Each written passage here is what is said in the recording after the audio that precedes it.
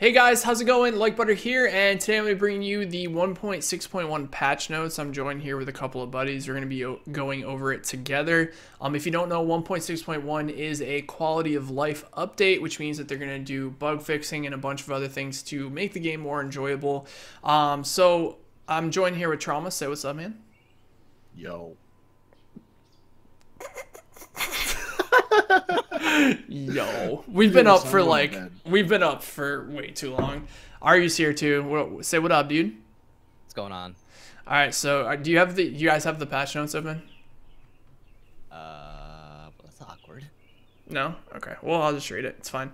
So the newest feature, which is pretty obvious, is loadouts. Loadouts offer players the chance to save their equipped weapons, gear, skills, and talents to loadout slots, allowing for quick swapping of builds to be used for different activities. So this is obviously like the main thing that's being added. A lot of people don't really know like how big of a deal this is. A lot of people are saying, well, you know, it's still the same loot, you know, it's not going to change the game at all. And I really think that's false, because what it does is it allows for counterplay. So if you have different builds, so say for example, I have a final measure build that directly counters something like, you know, a team that's running Seeker Mine or something like that, I can put that on to counter what they are using. And you can also try a bunch of different builds. Like I'm going to have probably like 2 PvE builds, and then I'll have 4 PvP builds that can be used interchangeably. But Trauma, you got a chance to use the loadouts. Did you have a chance to make any builds besides the Sentry, or I mean, I know the PTS wasn't up for super long. I made Firecrest as well. Yeah. Okay. So, what did you think about like the loadouts? It's just better because, like, you know, for certain situations, if a situation comes up, you can just switch on the go instead of being like, well, fuck, I gotta fucking move around on my mods. Yeah, that was also super annoying too. And they're also up in the backpack space too, which we'll probably see here. So yeah, like loadouts is definitely pretty good. Have you had a chance to try the loadouts in PTS? I don't think you did, but I did actually. You did? What'd you think? Yeah, I loved it a lot actually. I made about 5 builds: Firecrest, Sentry, high-end Striker, and then TAC. It was a TAC Reclaimer build. I switched it, like it took like 2 seconds to switch between it, but it took like, I don't know, 20 minutes to set it all up. Yeah, it was really fun. I think it's going to be cool to have like a build specifically for PvE, so that you can actually, like, when you're getting drops and stuff, be like, oh, you know, this has damage to elites on it, or, you know, this has enemy armor damage, I'm going to keep it for PvE. That'll be pretty cool. It says players will be able to create and save up to 6 loadouts, so like we said, 6 different builds. Each loadout can be directly equipped when out of combat, so that is like awesome. So it says here, gameplay aim assist will no longer be activated when players hip fire with a controller. I don't know why they did that, but thank God that's gone. Fix several bugs that could prevent players from being revived by skills or player interaction if they were previously being revived by a support station and this revive was canceled for various reasons. So that's like the medal like not working and stuff like that. So that's good that that's getting fixed, because that was super frustrating, super game breaking too. Like if you were in the middle of an incursion and you were like right at the end and you had to get that clutch heal off and it doesn't heal any of your teammates, that's going to be super good. Hopefully that, you know, fixes all of those. Fixed instances of HVT bosses remaining stuck in their spawn room, preventing completion of the contract. Never really remember that happening, but I guess that's a good fix. Fix instances where the players would be stuck in combat with NPCs outside of the mission area after completing a mission. Good. That's super frustrating, where you have to like run way away from the mission just to get out of combat so you can teleport. That's really good. Fix a bug where resistance to status effects would be counted as a chance to resist the effect altogether on top of reducing its duration. So this is actually awesome. This is the what do you call it, diminishing returns that they said was going to be in the game, but apparently something was bugging it. Diminishing returns is good, because what will happen is if you get caught on fire and then you know your cooldown goes down, you get caught on fire again, well, that next time that you get caught on fire, it's supposed to be significantly lower. But what's been happening is like it's just been catching you on fire over and over and over again. So that's good that they're gonna add the diminishing returns. It must have just been like a glitch or something. Fix a bug where a few fire extinguishers would deal high amounts of damage to NPCs in some missions. For consistency, fire extinguishers in the entire game will no longer deal any damage and only apply the disorient effect to NPCs. Can't quite say I've ever seen a fire like extinguisher just blow an NPC up, but sure. Fix the bug where grenades thrown by LMB grenadiers would sometimes apply stagger and damage before they actually detonated. That's really annoying. That happens a lot in the legendary modes. Okay, so items. Backpack capacity will no longer be randomly generated for all high ends. Exotic and gear set backpacks instead will have a capacity of 110, 120 with all base of operation perks unlocked. This change is retroactive. So do you guys usually like run out of space when you're trying when you guys find you're trying to like hold on to pieces for other builds and stuff like that? That's Oh, the yeah, reason why I don't make other builds, honestly. Yeah, because it's almost like the 60 would be nice if like you didn't have other pieces that you were saving for different builds, right? So like I think by them doubling that, it's gonna make it a lot easier because you can keep your pieces like locked on your character so that when you switch to your loadout, it has them already active because you have to have the items on you in order to switch in your loadout. So them doubling the backpack space is going to be super, super convenient. And you're also going to be able to hold on to a lot more items now. So if you are trying like different builds, that's going to be pretty cool. Level 34 extended magazines will now roll between 109 and 121% extra mag size instead of 109 to 111. So what do you guys think of this change? Hello? Dude. I'm sorry, what? What'd you say? I wasn't listening, sorry. Are you serious? Dude, there's... I said, what did you guys think of the change of the extended mag? It's like going to be 121% now instead of 109. Oh shit, really? Instead of 111, yeah. I did not know that actually. Because it's really good. Yeah, so that's going to be good for like MP7, Vector, AUG, like any of those weapons that have really low mag sizes that need the extra bullets. So that's going to be pretty good. I can't believe it just zoned out like that. Sorry, dude, you know I've been awake for a long time, okay? Existing old level 33 extended mags that had a magazine size below or above 108% will be reduced back. Like I had a level 32 that had like 118% or something. It made no sense. Nimble will now apply healing over time in 4 ticks over 4 seconds. Rip Nimble. It's been real. You'll be greatly missed. It actually, the first time they nerfed it, it was really bad. Then they buffed it, and then they nerfed it again because now there's a cooldown and there's a heal over time. So you basically, when you run from cover to cover, right, it's going to tick and it's going to heal you over 4 seconds. But the problem is you can't run to another piece of cover in that 4 seconds or else it just won't heal you. In week 2 of the PTS, they made it so that if you ran a cover, you started healing, then you ran to another cover, it would basically overlap. It doesn't do that anymore as far as I know if it's staying the way that it was in week 3. So Nimble isn't going to be very good anymore. It's going to be okay for like solo players that really need to heal. But other than that, it's not going to be as good as it is. Ninja Bike Backpack has been removed from all loot tables until it can be correctly revamped. True. Yes. Thank God. Safe to open Dude, exotic caches, I've gotten guys. like 4 Ninja Bike backpacks this week. Yesterday you're like, dude, Not even kidding. chances too low. I'll just open them now. Yeah, I was like what, 1 in 100, and I got like so 3 of them. I had to take my headphones off because I just got a phone call.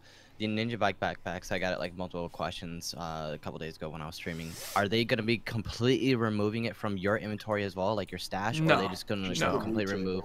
No, Okay. they're just gonna make sure that like exotics, Can't get any more. exotic caches don't drop them. Yeah.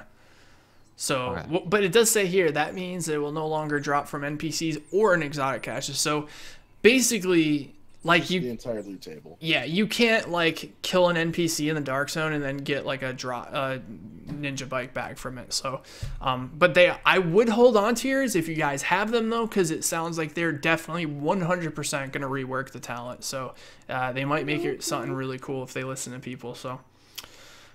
Fix the bug where some items could not be recalibrated to the maximum stat range that was displayed at the recalibration station. Okay. Fix the bug with a path of the Nomad where the 4-piece talent cooldown progress would reset upon death in Last Stand. Fix the bug with Tactician's Authority where the 4-piece bonus wouldn't reset correctly when starting a back-to-back Last Stand game session. Okay, so I didn't know about any of those bugs, but I guess those are good that they're fixed. So talents, fix a bug with Shrapnel where the bleed effect would not correctly apply to nearby enemies when using the 4-piece Pred set. This is why I think that Predator's Mark is going to be a force to be reckoned with again, because kind of what's happening now, at least when it comes to groups in the Dark Zone, have you guys noticed that like people stay close together so that they can like kind of heal each other and like buff each other and kind of tank bullets for each other? Well, now you're going to be able to actually apply a bleed to an entire team. And don't forget, first aid does not remove that bleed anymore. So I think that's going to be huge for playing against like teams that like to stay really close together. So Shrapnel is going to be dope. More and more people are going to be running Immunizer. I mean, we all do. Right. Like, yeah, no, that's so yeah, exactly. That'll be the only way to like fix it. Exactly. But if you can throw an EMP grenade, or you have I was running sticky EMP today. It was so good, dude. So good. Huge radius. It disrupts them. It disables any type of like turrets or you know, immunizers. It's great. So if you can disable that immunizer and you can proc that bleed and it procs on everyone in the area, I mean, I think it's 30% chance to set everyone in the within 10 meters. That's going to be pretty good, especially if we're doing the Sentry like Predator's Mark combo where you can, you know, buff, or you could get stacks on them, and then I'm going to do more damage, which is going to make them bleed for more. Dude. Yeah, that's going to be fun to use. So it's going to be cool to try like wombo combo builds with your friends and stuff now that we have now that we have loadouts. Fix the bug where triage fix the bug with triage where the cooldown reduction would not display properly in the UI. Yeah, that was also another thing that was happening. I noticed that today. When people run into your triage, like you don't notice that you're getting it basically would just cool down and it wouldn't show you like the little logo. So that's good that they fixed that. Fix the bug with nimble talent where the player could be revived by a talent if they died during the cover to cover movement. I did see that in the PTS. That was very frustrating. I'm glad they fixed that. Multiple times. It was kind of weird. Yeah, it's almost like any type of an instability frame, so you could actually get up, move around, and actually heal. Yeah, I've seen that so many times, like with like overtime effects, like overtime healing effects. Like remember it happened with the Caduceus as well. Self-preserved as well. Yeah, self-preserved. There's a lot of like situations where that's happened, so that's good that that's fixed. Fix the bug with rapid talent where the cooldown reduction would not display correctly in the skills menu. Fix the bug with nimble talent where we already read that, I think. Yeah, I did. Fix the bug where fear tactics where the shock effect would not correctly apply to the nearby enemies. Ooh, that's gonna be crazy because what fear tactics does is when you get shocked by like a shock turret or a shock nade, it's got a 30% chance of spreading to everyone within 10 meters. So I could see that being pretty good for people out there using shock turrets.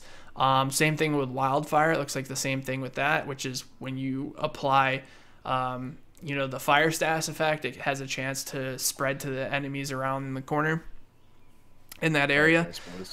Firecrest. Exactly. That's going to be good because if like, they're running around or whatever and you catch one of them on fire, it's got a chance to spread to all of them. And that's good because you're going to do more damage to targets that are on fire. So the pecan talent would only work on NPCs and not on players. Okay, that's pretty good. The pecan talent, basically, when you get kills with it, when you reload, it makes the next mag that you reload larger. So, for example, like if you're using the pecan and you get like 2 kills, when you reload, it will give you like, I don't know, like 30% bigger mag size or something. So that's a pretty cool exotic talent. I can't wait to see like what new exotics they bring in 1.7. So here we're down at the weapons. Burst fire weapons will now have a maximum RPM. So we ran into that earlier where somebody was macroing the burst fire MP5. So that will no longer be a thing. It says this includes burst fire, MP5, FAL, and 93R. Base flinch has been significantly reduced on all weapons. So now when you get sniped, you're not going to be looking in the air constantly. Like Trava, like what is like your experience with stagger? Because stagger never used to be in the game. It never used to be in the game until 1.5, and then in 1.6, I don't know what happened, but the stagger just went through the roof. Yeah, you get shot, then you stagger, and then you're dead. Yeah, that's my experience. You get shot like twice, and you're just looking in the air. Yeah.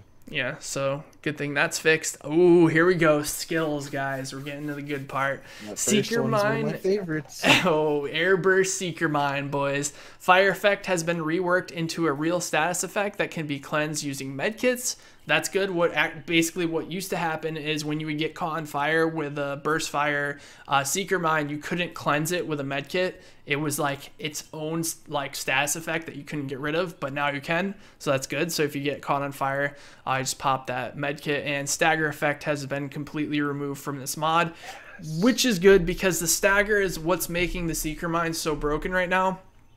Basically what happens is the Seeker Mine goes off, it staggers you, and if you look at how the Seeker Mines go, it kind of it explodes into 3 flares, and those flares are the AoE. So usually what happens is sometimes you'll get staggered early and it will knock you into one of the other flares, and you actually take double damage. So by removing the stagger, it's actually going to fix that double damage problem. So Seeker Mines aren't going to be as strong as they were. No way.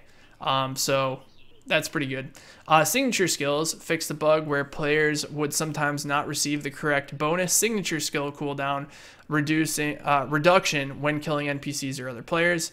Fix the bug where throwable skills would become unusable after the player receives a status effect while aiming them.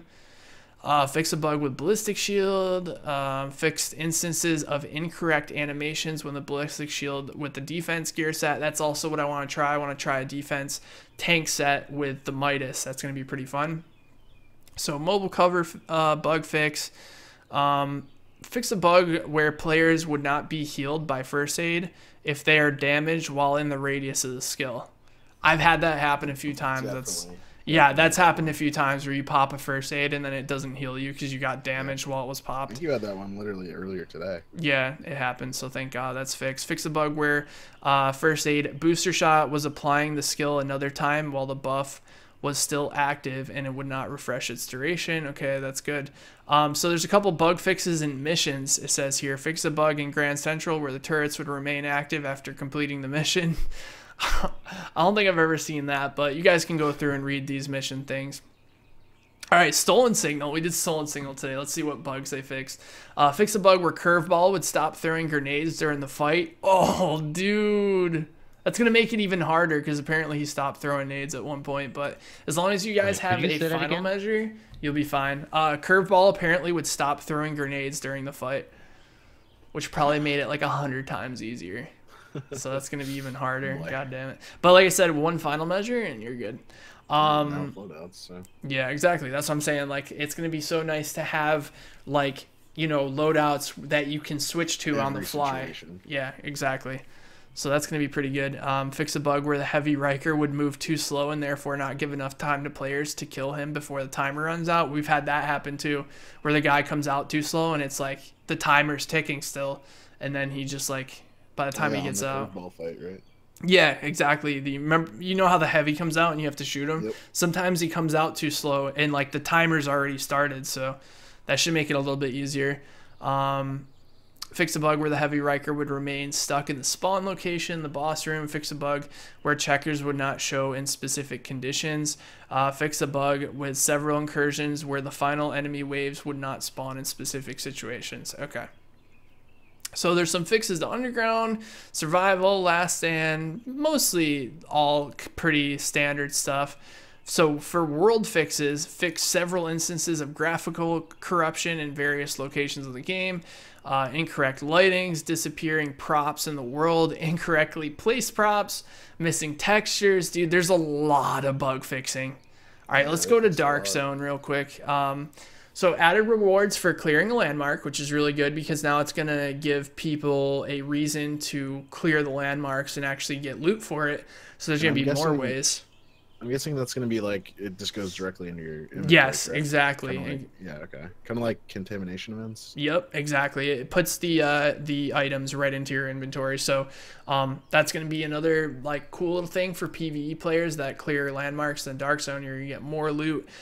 Players will now receive Dark Zone experience currency as well as one non-contaminated item directly into the inventory. So you're also getting Dark Zone experience too, which is pretty cool, and Dark Zone credits. So when you go around and you clear all those landmarks, it's going to help you out.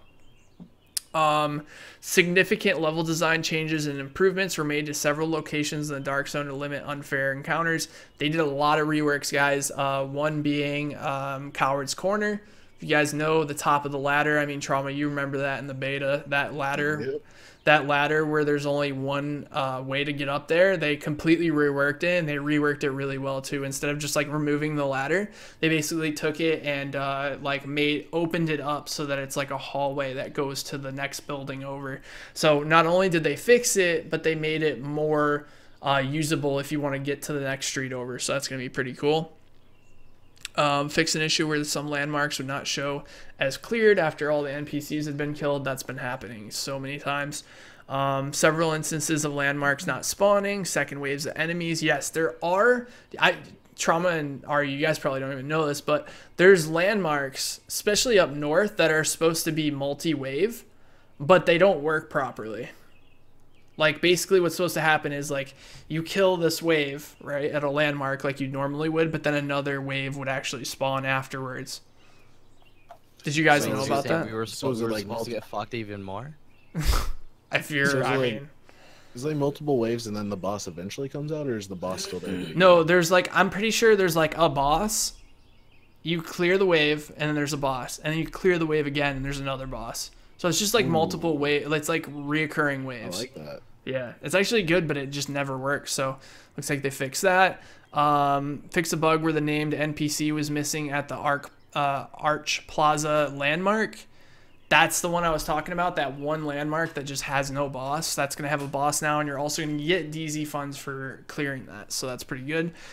Fix a bug where the DZ North mission could break if multiple group members would interact at the same time with the desk in DZ9 safe house. Okay, I never knew about that one.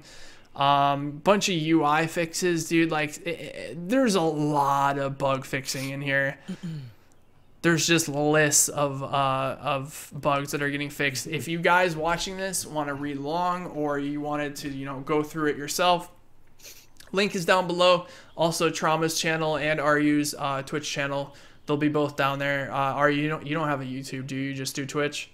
I just do Twitch for now. Okay, so Trauma does both, but I'll link them down below. You guys got anything to add?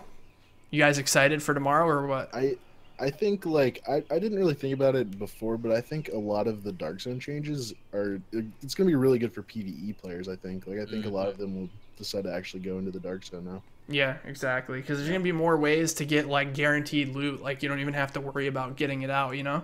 Yeah, they just go farm landmarks. Yeah, exactly. What do you think, Aryu, about the changes and stuff? I like how the fact that they're actually looking more into bug fixing and, like, it's been a while since I actually seen them actually focus more on bug fixing than any other patch in the previous previous year. Yeah, it was like 1.4, right? Like, that was like the big one. Yep. Yeah. Yep. And after 1.4, everyone says it was the best patch by far, and I think a lot of that has to do with the game working and having, like, the convenience of like those quality of life changes. So anyways, guys, thank you so much for watching this video. If you enjoyed, be sure to drop the video a like. Let me know what you guys think in the comment section below. And tomorrow the patch drops, and hopefully you have a fantastic time. All right, take care, everybody.